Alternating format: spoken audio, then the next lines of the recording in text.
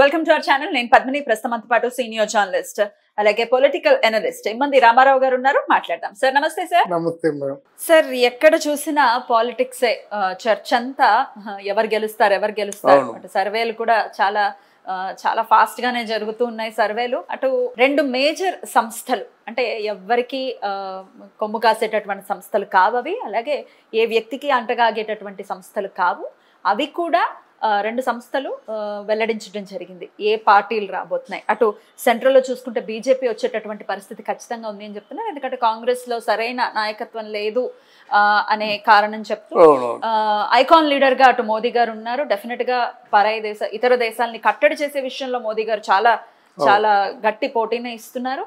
అలాగే ఇంకా చాలా రకరకాల అంశాలని బేరీజ్ వేసుకుని ఖచ్చితంగా బీజేపీ వస్తుంది సెంట్రల్లో అని చెప్తూనే ఇటు ఆంధ్రప్రదేశ్లో కూటమికే చాలా ఛాన్సెస్ ఉన్నాయి అని కూడా చెప్తున్నాయి. రెండు సంస్థలు కనుక చూసుకుంటే centre for study of development society అలాగే centre for study of people's pulse, ఈ రెండు సంస్థలు కూడా చాలా విశ్వసనీయత ఉన్నటువంటి సంస్థలు వెల్లడిస్తూ ఉన్నాయి.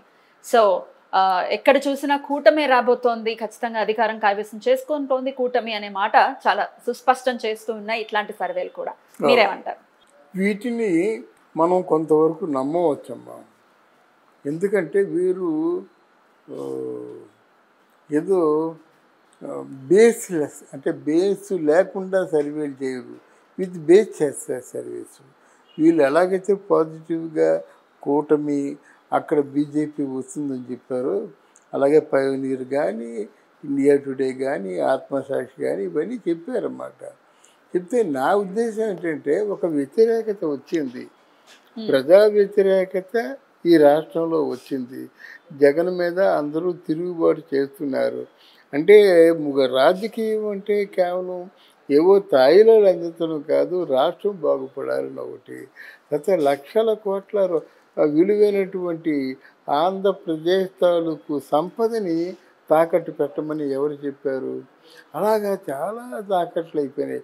అంటే ఏమిటి? నిరంకుశత్వంగా పరిపాలించి నిరంకుశత్వంగా నిర్ణయాలు తీసుకొని ఇక్కడ ఇద్దరు ముగ్గురు నాయకులు చెప్పమంటే మనకు అసహ్యం వేస్తుంది. ఎందుకంటే పిచ్చి మాటలు పచ్చి మాటలు ఇంకంతకంటే దిగజారు మాట్లాడలేము. కానీ ఆ మాట్లాడే వాళ్ళ నాయకులు రోజా నాయకురాల, అనిల్ కుమార్ యాదవ్ నాయకుడే, లేదా అంబటి రాంబాబు రికార్డ్ డాన్సర్ ఆయన నాయకుడే, అలాగే కొంతమంది వీళ్ళ పేర్లు తప్ప మరి వైసీపీ పార్టీలో నాయకులు లేరా అంటే మాత్రం చాలా మంచి నాయకులు ఉన్నారు. అసలు ఎందుకురా వైసీపీ పార్టీకి వచ్చి బలైపోయామని అంటే విచారించి బాధపడుతున్న నాయకులు చాలామంది ఉన్నారు. అది అందరికీ తెలుసు. కానీ నువ్వేం చేసావు? నిరుద్యోగ యువత అన్నావు, అది పూర్తిగా మెగా డిఎస్సి చేస్తామన్నావు. అదేమో మన ఎవరు షర్మిల చెప్పినట్టుగా మెగా డిఎస్సి కాదు, అది దగా డిఎస్సి అయిపోయింది. మద్యాన్ని నిషేధం చేయకపోతే మళ్ళీ మీ దగ్గరికి వచ్చి ఓట్లు అడగనని చెప్పావు. నిషేధం చేయడం కాకుండా దాన్ని పెంచేసి 10 రూపాయల మద్యాన్ని 30 రూపాయలకు అమ్ముకొని మొత్తం నీ బొక్కసంలో 250 రూపాయలు వేసుకుంటున్నావు. అంటే రోజుకి నీకు ఎన్ని కోట్లు వస్తుంది? ఆంధ్రప్రదేశ్ వరకు పెంచుకుంటే మద్యపానం తాలూకు పేర్లు మార్చేసావు. ఇప్పుడు అన్నీ ప్రెసిడెంట్ మెడల్ మధ్యాహ్నం, తర్వాత ఏమో సెపరేట్ స్టేట్, తర్వాత ఏమో స్టేట్కి ఏదో ఆఫర్లు ఇచ్చారు కదా, దాంట్లో స్పెషల్ స్టేటస్. ఇది రాకపోతే వాళ్ళు మెడలు వంచేసి తెస్తా అన్నావు. మరి ఎన్ని స్పెషల్ స్టేటస్ లేదు, మద్యపానం నిషేధం లేదు, ఇక్కడేమో ప్రజలకి సరైనటువంటి రక్షణ లేదు, 4000 స్కూల్ని తీసేసావు. ఇక ముందు కేవలం స్వతంత్రంగా స్కూల్ పెట్టుకోవడం తప్ప ఇంకో మార్గం లేదు. అంటే ఖజానా పెర్మిట్ చేయదని అంటున్నాను. ఎవరికి పడితే వాళ్ళకి ఎంత పడితే అంత ఇచ్చేసినట్టయితే నీ ఖజానా ఎలా పెర్మిట్ చేస్తుంది? మరి అంతకుముందు పూర్వం ఉన్నటువంటి మీ నాన్నగారు కూడా ముఖ్యమంత్రిగా ఉన్నాడు కదా, వాళ్ళు ఎలా చేశారు? చంద్రబాబు నాయుడు ఎలా చేశారు? మీరెందుకు ఇన్ని అప్పులు చేసేసి ఈరోజు ఖజానా ఖాళీ లేకుండా రాబోయే ముఖ్యమంత్రికి మా పులుసు కారిపోతుందన్నమాట. ఎందుకంటే ఈ రాష్ట్రాన్ని బాగు చేయడం వల్ల చాలా కష్టాలు పడితే కానీ బాగు చేయలేదు. ఇది ఇలా ఉంది. అయితే మొత్తం ఎప్పుడైతే వేవ్ అంటూ వచ్చిందమ్మా, వేవ్ డెఫినెట్గా ఆంధ్రప్రదేశ్ పూర్తిగా ఉంటుంది. నిజంగా ఈ సమయంలో కానీ మన పవన్ కళ్యాణ్ ఒక 30-40 సీట్లు తీసుకుంటే గెలిచేస్తారన్నమాట. ఇప్పుడు వేవ్ అంతా కూడా పవన్ కళ్యాణ్ వేవే బాగా హెల్ప్ చేస్తుంది. అక్కడ పవన్ కళ్యాణ్కి వేయకపోతే తెలుగుదేశం పార్టీకి వేయమన్నారు, అయితే బీజేపీకి వేయమన్నారు, మిగతా చోట్ల ఆయన నిలబడిన చోట వాళ్ళకి వేయమన్నారు. కానీ అంతా ఉండి ఈరోజు చాలా పాజిటివ్గా ఉంది. అంటే ఇంత అంటే గ్యాప్ ఎందుకు ఇచ్చారో తెలియదు, కానీ రేపు ఒకటి వీళ్ళు రేపు ఎన్నికల్లో రిజల్ట్ వచ్చిన తర్వాత డెఫినెట్గా కూటమి గెలుస్తుంది, అక్కడ మోదీ ప్రభుత్వం గెలుస్తుంది. కానీ మోదీ ప్రభుత్వం మీద కొంత వ్యతిరేకత ఉంది. ఎట్లాంటి పాయింట్స్ మీద వ్యతిరేకత? వ్యతిరేకత అంటే అక్కడ మోదీ తాలూకు పార్టీలో కనిపించేవారు ఇద్దరే కనిపిస్తున్నారు, అమిత్ షాను మోదీని. ఏ నిర్ణయం తీసుకోవాల్సిన వాళ్ళే. మోదీ పరమేశ్వరుడు అనుకుంటే ఈయన నందీశ్వరుడు, ఇలా ఉంటారన్నమాట. వీళ్ళు మాటలు లేకుండా ఏమి జరగదు కనుక అందువల్ల మోదీకి కొంత తక్కువ రావచ్చు, గెలుస్తాడు, సీట్లు తక్కువ రావచ్చు. కాంగ్రెస్ పార్టీకి ఎంతమంది కాంగ్రెస్ పార్టీలో కూడినా ఆయనకి ఇంకా కుర్రతనం పోవటం లేదు.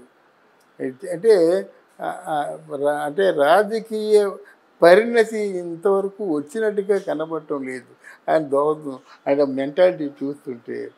అందువల్ల ఇప్పుడు ఏంటంటే ముఖ్యంగా అందరూ చేయని పనిని బీజేపీలో ఎవరు చేశారంటే 5 సంవత్సరాలుగా రామ మందిర నిర్మాణం ఎవరికీ సాధ్యపడలేదు. 500 సంవత్సరాలు 500 సంవత్సరాలు చిన్న విషయమా?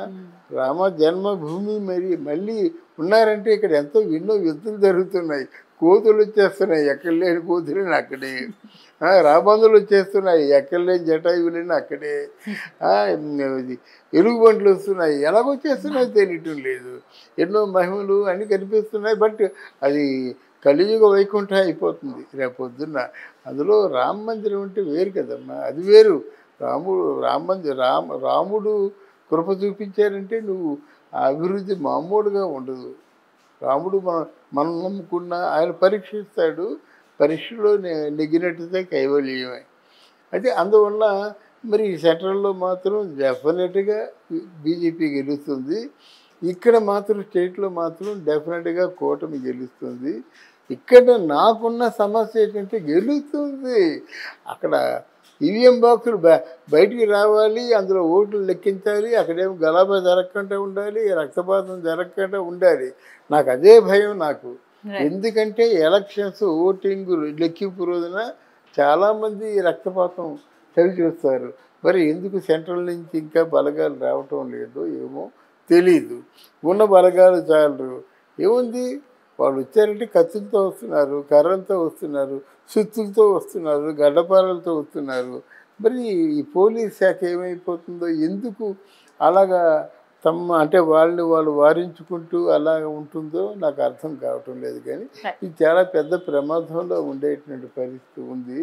ముందు అదే లెక్కింపు వరకు, అంటే ఫలితాల వరకు వాళ్ళు ఓట్లని కాపాడుకోవాలని నాది ప్రగాఢ విశ్వాసం. ఇక్కడ మాత్రం మోదీ తప్పకుండా ఆయన మళ్ళీ మోదీ సంకల్పం నెరవేరుతుంది. 3వసారి కూడా ప్రైమ్ మినిస్టర్ అయ్యి హ్యాట్రిక్ కొడతారు. ఎప్పటి నుంచి ఎప్పటి వరకు ఏ కార్యక్రమాలు చేశారో స్టిల్ ఈ రోజు వరకు చేసింది. దాంతో ఎవరు నోరెత్తలేకపోయారు అన్నమాట. ప్రజలు కూడా నోరెత్తలేకపోయారు. తర్వాత షర్మిల, సునీత స్టాండ్కి రండి తేల్చుకుందామని సవాల్ చేశారు.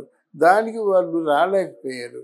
ఒక ఆడపిల్ల చేతిలో ఓడిపోయినట్టుగా ఉంటుందని ఆ సవాలుకి ప్రతి సవాలు నోటితో చెప్పారు, కానీ భౌతికంగా చెప్పలేదు. అందువల్ల ఇప్పుడు ఎలాగుందంటే చరిత్రలో మొట్టమొదటిసారిగా ఇక్కడ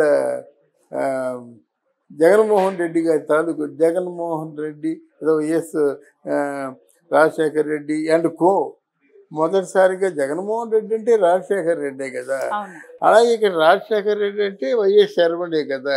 ఇక్కడ న్యాయం ఎటువైపు ఉందో వాళ్ళ వైపే మొగ్గు చూపుతారు కనుక ఓడిపోవచ్చు అనే ఒక మాట వినిపిస్తుంది ఇక్కడ. అందరూ ఇది అంటే మామూలు అంటే ఊహాజనితంగా వెలువడినటువంటి అంశమే కానీ అది రేపు ఎలక్షన్ రిపోర్ట్ వచ్చిందని చెప్పాలన్నమాట. బట్ ఎనీవే ఈ రిపోర్టుల్లో ఆ బలాబలాలు ఎలా తెలుస్తారంటే ఆ ఊర్లో బలగం ఏమిటి, ఏ సామాజిక వర్గం ఎంత, ఏ సామాజిక వర్గంలో ఓట్లు ఎన్ని ఉన్నాయి, ఎన్ని మనకు పడ్డాయి, ఎన్ని మనకు పడలేదు, ఎన్ని మనకు వ్యతిరేకంగా వచ్చాయి తెలిసిపోతుంది అన్నమాట. ఆ విధంగా అంటే ప్రాంతీయంగా ఆ ఊర్లో వాళ్ళు మామూలుగా తెలుసుకున్నటువంటి ఓట్ల సంఖ్యను బట్టి వాళ్ళు చెప్తారన్నమాట. నెంబర్ 1 షర్మిల గెలిచేసి. Right sir, thank you sir, thank నమస్తే. యూ అమ్మా, థ్యాంక్ యూ.